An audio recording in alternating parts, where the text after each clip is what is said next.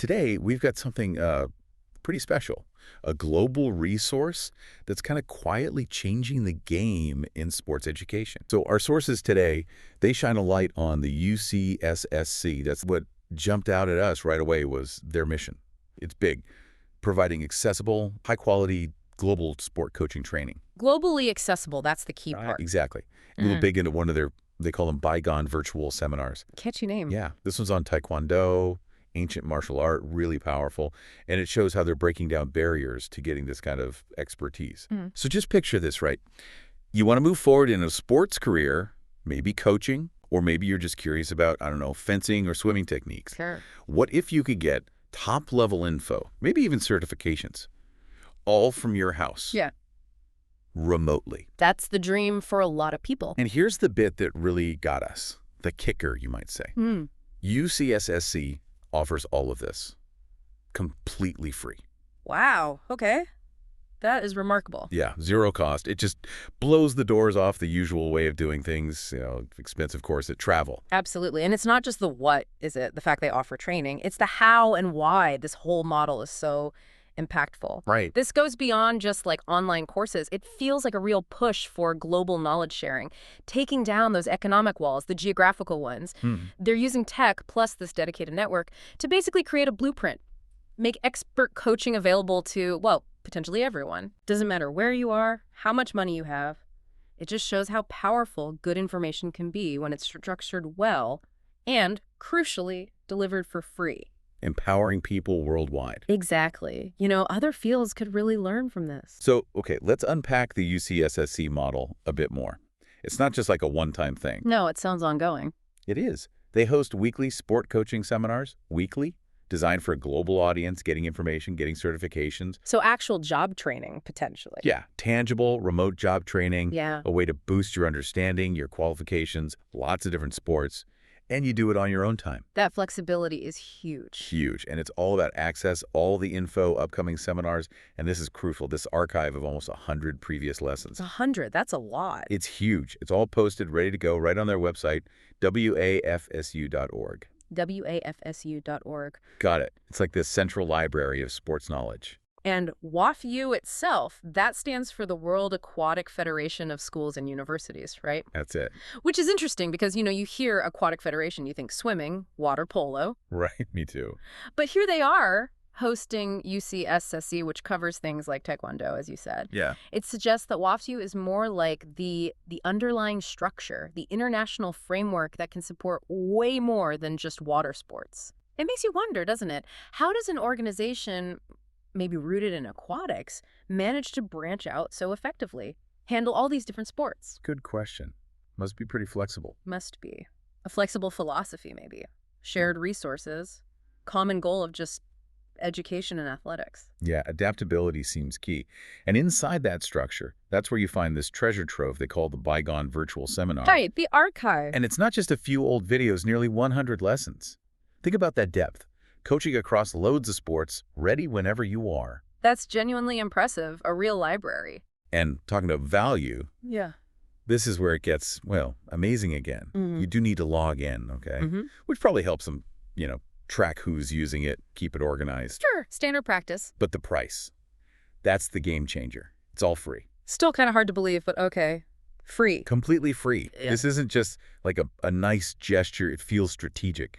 A commitment to making really good expert coaching genuinely available. Anyone, anywhere, just needs internet. Yeah, it totally challenges the old model of who gets access to elite sports education. It really does. And it's not just some automated thing, right? There are people behind it, collaboration. Exactly. Real people, real organizations. Support comes from the International Swim Coaches Association. ISCA. Makes sense with the YFSU connection. Yeah, and their webmaster, Mark Rodriguez, he plays a big role keeping the online side running smoothly. Tech infrastructure is key for this stuff. Absolutely. But the main driving force, the director who's making this whole global thing happen, that's Dennis Antonio Cordero. He's from the Philippines. Ah, interesting. Truly international then. Totally.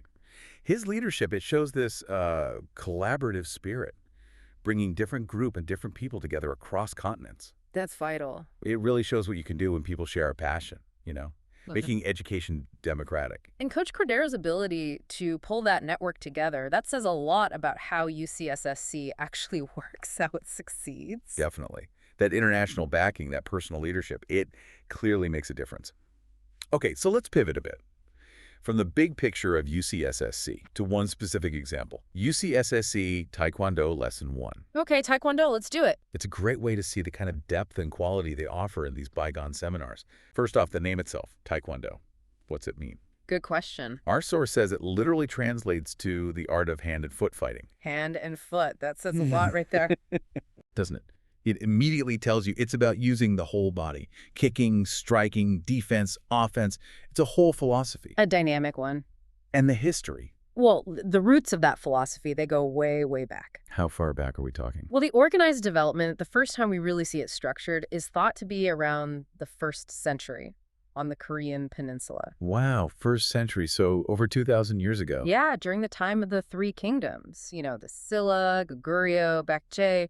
Imagine this martial art developing alongside those ancient kingdoms, part of their culture, maybe even their military. Incredible context. But get this, it might go back even further.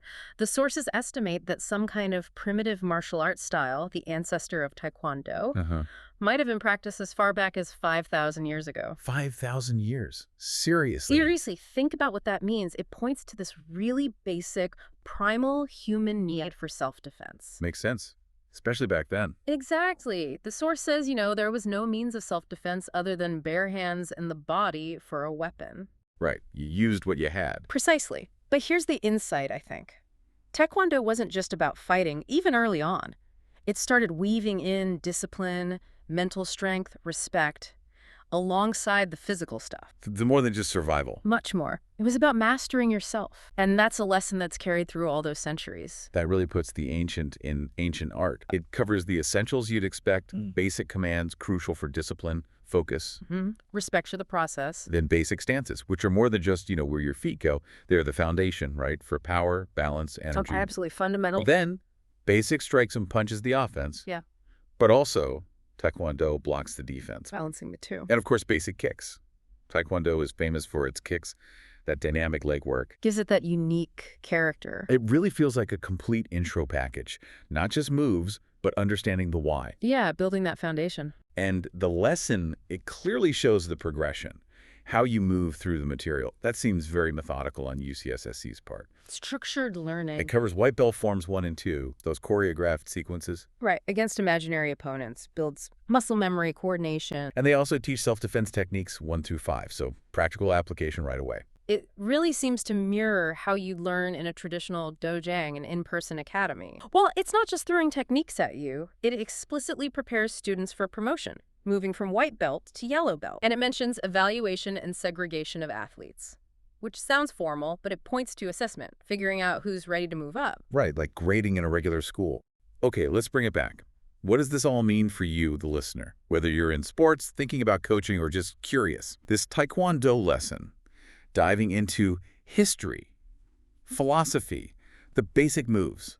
It's just one example. Right? One of nearly 100. One of nearly 100 bygone virtual seminars, all free. It just shows the massive scope, the depth, and the commitment UCSSC has. So whether you're aiming to advance a sports career or maybe understand something totally new like Taekwondo from its roots, or just satisfy that curiosity. or just that, resources like UCSSC and that wafsu.org website, they offer this incredibly valuable, structured, and crucially accessible knowledge. And it makes you think, doesn't it? This whole model.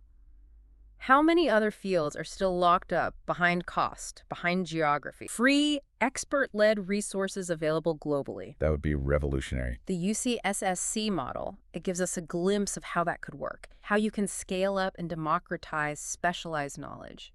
Expertise doesn't have to be exclusive. We've explored UCSSC, this amazing global resource. Supported by WFSU. Right, supported by WFSU, driven by people like Dennis Antonio Cordero in the Philippines. They're pioneering free, remote job training and just a mountain of knowledge. And we saw a piece of that mountain with a Taekwondo lesson, history, philosophy, techniques, all just one example. It's truly inspiring stuff. It really is. And think about how these seminars, covering everything from ancient arts to modern coaching, how they really push back against our old ideas about education, about professional growth. Yeah, challenges the status quo, Completely. They show expertise can be shared globally, used for everyone's benefit.